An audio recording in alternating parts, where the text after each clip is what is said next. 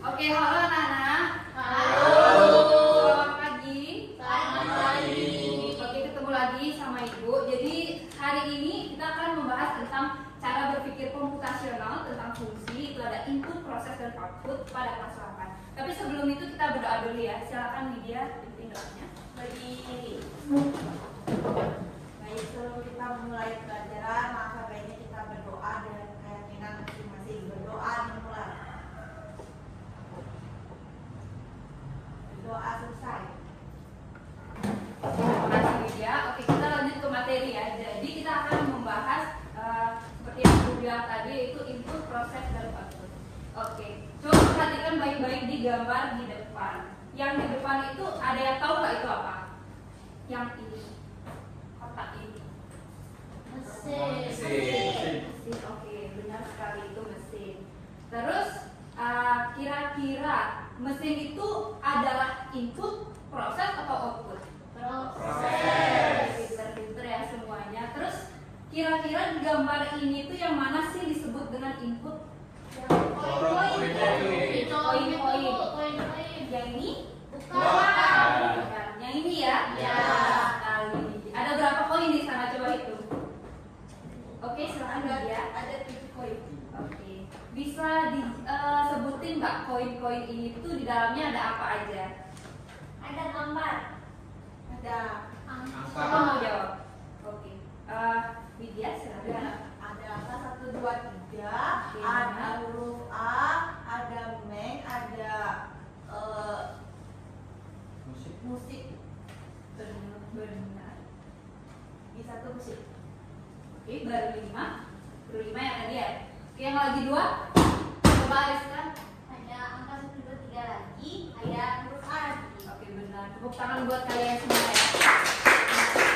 Oke, dan yang terakhir output. Siapa yang mau menunjukkan yang mana yang merupakan output di gambar ini? Oke. Silakan. Itu yang outputnya itu ada yang lubang yang mengeluarkan dokumen. Yang mana? Yang ini? Ya, Oke, benar. ada yang berbentuk diagram, Oke. file, gambar kucing, Oke. dan siswa perempuan. Oke, terima kasih, benar sekali ya teman-teman. Jadi input, proses, dan output itu saling berkaitan ya. Jadi Ibu sekarang punya satu pertanyaan nih. Siapa yang mau menyebutkan atau ngasih tahu di dunia nyata itu apakah ada input, proses, dan output? Kalau yang tadi kalian sudah kalian sebutkan itu kan. Untuk inputnya itu tadi ada koin angka, terus ada mesinnya, kemudian outputnya itu berupa diagram contohnya. Kira-kira ada yang bisa nggak? Ya Bu, Oke, silakan ya. contohnya buat mie instan. Oke, apa itu? Mie instan yang mentah tuh inputnya, Iya. dimasak, Oke. direbus itu prosesnya. Oke. Udah matang itu outputnya Bu. Oke, terima kasih Dian. Kita sudah bisa berpikir bagaimana input, proses, dan outputnya, dan benar sekali. Nah, jadi itulah input, proses, dan output. Kemudian untuk selanjutnya, nah di kesempatan kali ini ada beberapa tujuan pembelajaran dari input, proses, dan output. Itu ada 4. Yang pertama itu ada kita akan mengidentifikasi konsep fungsi pada berbagai sistem atau alat sehari-hari melalui PPT pertanyaan seperti itu. Kemudian yang kedua itu kita akan menganalisis dan menentukan input, proses, dan output pada sebuah alur kerja atau mesin seperti yang kita lakukan tadi. Dengan bisa juga kita bisa diskusi kelompok. Kemudian yang ketiga itu memberikan contoh penerapan logika fungsi pada berbagai alat atau aplikasi sehari-hari. Dan yang terakhir kita akan menyajikan dan mendemonstrasikan cara kerja mesin logika hasil rancangan di depan kelas. Nah, kira-kira seperti itu yang akan kita lakukan ke depannya. Dan sebelum masuk ke materi kita akan ice breaking terlebih dahulu. Coba tebak ini gambar apa? Gambar buku.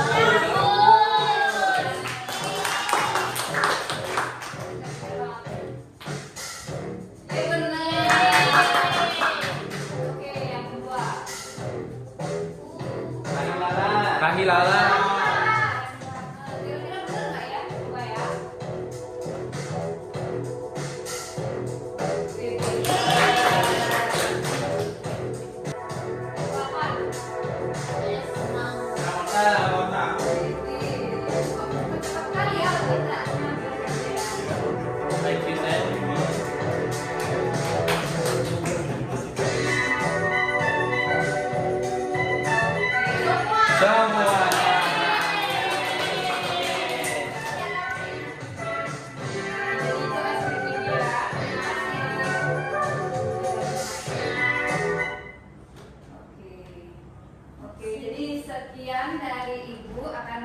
diberikan materi oleh ibu. Oke, baik anak-anak, kita sekarang masuk ke materinya ya. Bapak perjelas lagi apa yang sudah dijelaskan oleh Ibu Adel. Sudah dijelaskan dari Ibu Adel tadi, teman-teman. Inputnya tadi apa? Kalau misalkan di sini ada mesin pembentuk kue, apa kira-kira yang dimasukkan itu? Tepung. Boleh. Kemudian prosesnya seperti apa ya? Kira-kira kalau kalian pernah bantu ibu kalian bikin kue dan misalkan adonannya diapakan? Digiling. Adonannya dibentuk, dipotong-potong sesuai bentuknya. Nanti outputnya kue. Kue yang mana Hitam, segitiga, bulat dan Iya. Kalau kuenya terlalu lama dipanggang, jadi gimana? Nah, ternyata kalian sudah pernah melakukan proses input, proses dan output ini pada kehidupan kalian sehari-hari kan ya? Iya. Ya. Nah, sederhananya seperti ini. Input, adonan tepung, kemudian mesinnya mengubah bentuk di sana. Kemudian outputnya kue berbentuk sesuai yang dibikin tadi. Nah, kemudian dalam informatika, fungsi adalah alat yang memetakan sebuah input menjadi output untuk sesuai dengan aturan tertentu. Nah, aturan tertentu itu ada di mana? Ada di proses. Baik anak-anak, setelah anak-anak memahami apa itu artinya input, proses, dan output, kita bawa ke konsep matematika ya. Nah, kita akan menebak pola fungsi. Jika ada input 1, outputnya 2, inputnya 2, outputnya 4, inputnya 3, outputnya 6, inputnya 4, outputnya berapa? 8. Kira-kira proses yang terjadi antara input dan output seperti apa ya? Dikali 2. Sama dengan 2 dikali input. Oke. Nah, prosesnya yang terjadi adalah inputnya dikali 2. Nah, sekarang kita masuk ke ini fungsi linier. Kalian pernah disuruh ibu kalian beli gula? Benar. Nah, ini sebenarnya sudah memanfaatkan input, proses, dan output. Kayak mana itu? Inputnya, ibunya bilang, nak belikan saya gula. Ini uangnya. Nah, kemudian prosesnya transaksi kalian bisa perlu tahu lah, karena proses itu disembunyikan dalam suatu kotak biasanya kalau dalam informatika tuh disembunyikan. Yang penting kalian tahu input dan output yang benar aja.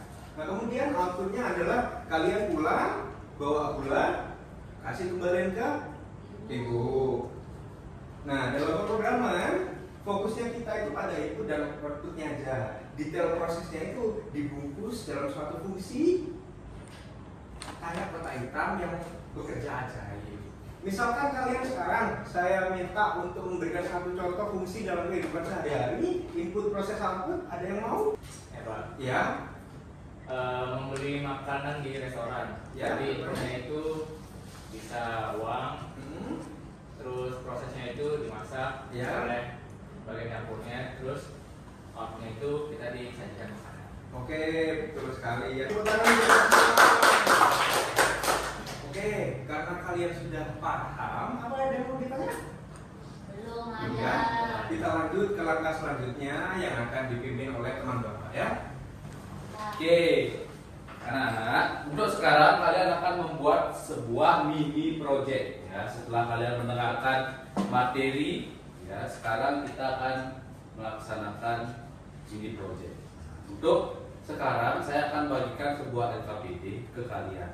Sebelum membagikan LKPD, saya mau membagi kelompok kalian terlebih dahulu. Oke, untuk kelompok pertama itu kelompoknya Raisa dan Yudi, dan kelompok kedua kelompoknya Widya, Merta dan Dian ya. Oke, silakan kalian bisa langsung membentuk kelompoknya. Kita buat apa ini? Oke, ini saya akan bagikan LKPD ke kalian ya. Cie, patah nggak? Cie. Oke, nah tugas kalian adalah membuat sebuah mini project, yaitu boleh menggunakan Canva ataupun boleh kalian menggunakan gambar ya, digambar secara manual itu boleh ya. Oke, sudah paham dengan tugas kalian? Sudah. Silakan, bisa dikerjakan ya.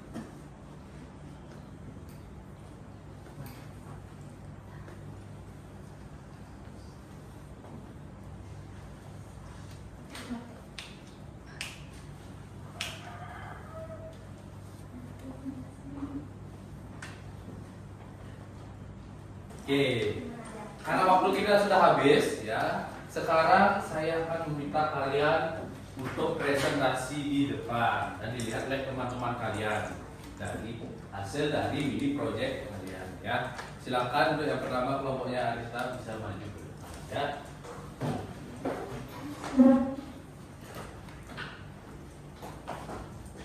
Lihat. Baik, kami dari kelompok 1, saya Yudi. Saya Rizka. Di sini kami akan mempresentasikan hasil pekerjaan kami.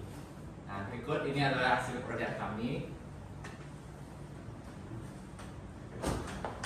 Baik, sekian, terima kasih. Oke, itu kelompoknya Arista, kelompok pertama itu sudah bagus ya. Sekarang dilanjutkan dengan kelompok kedua dari kelompoknya Dian, Widya dan Marta ya. Silakan. Boleh maju ke depan.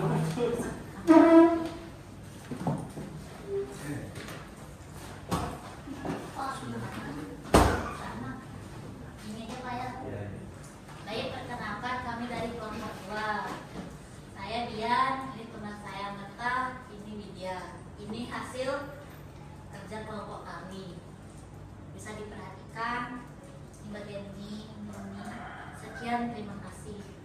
Oke, satu kali ya, pertama ini semuanya. Oke.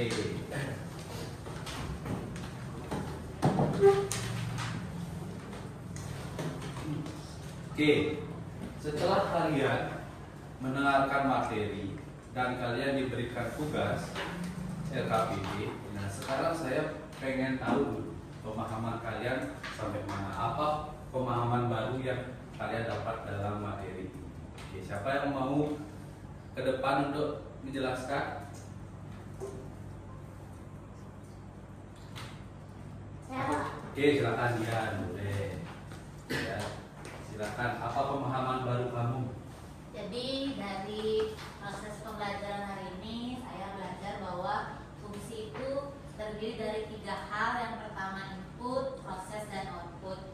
Jadi ketika inputnya benar, hasil outputnya benar. Tapi ketika inputnya dalam prosesnya ada yang salah, otomatis outputnya akan salah. Sekian, terima kasih. Oke, tepuk tangan dulu silakan.